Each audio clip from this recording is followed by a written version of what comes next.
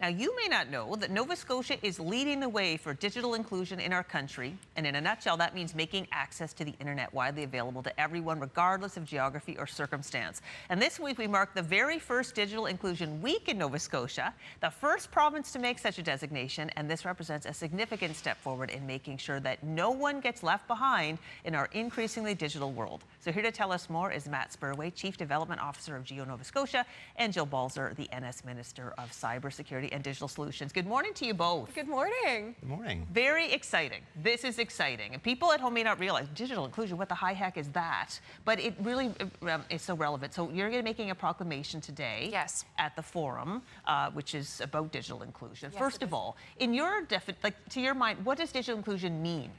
I think you hit it so perfectly just in the opening remarks, and it really does highlight the need for citizens of our province, but of course of our country, as we're moving into a digital era, to feel a part of that transformation.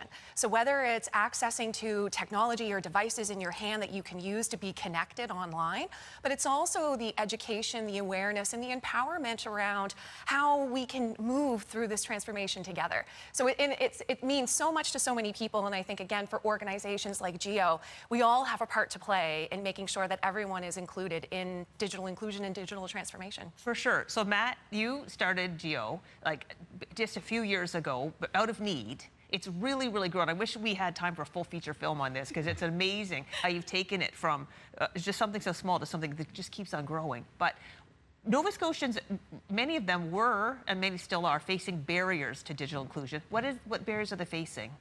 Yeah, so a lot of people don't have an internet connection at home. They might not have a mobile plan. They might not have the devices, the computers and the smartphones.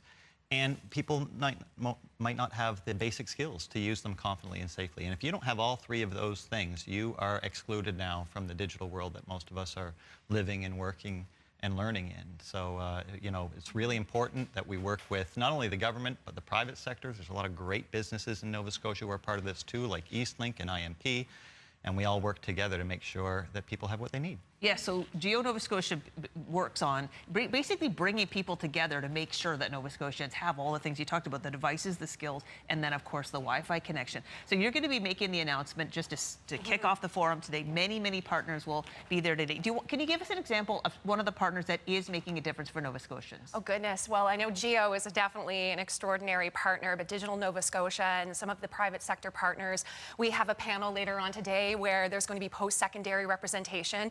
And I think that that's really the essence of this conversation too, is to make sure that everyone understands their role and what they can contribute. Because as Matt said, it's not just one organization that's responsible for digital inclusion for the whole entire province. It's the private sector, it's the nonprofit sector, it's government. It's all coming together to make sure that we are contributing in the best way possible so that citizens of our province see themselves again in that digital transformation. We've only got 20 seconds left. Maybe give us an example of somebody, maybe one, like, I don't want to give away that, but for last year's award winners, maybe somebody who won an award to show like this is making a difference. Yeah, probably one of the things that touches us the most is supporting women fleeing from gender-based violence. Providing them with a smartphone and a phone plan of their own is a lifeline, and that's one of our programs and one that we really feel very special about. For sure. Well, you can find out so much more about digital inclusion by checking out your website, which we put on ours to make it easy to find. Good luck today. Thank you very much.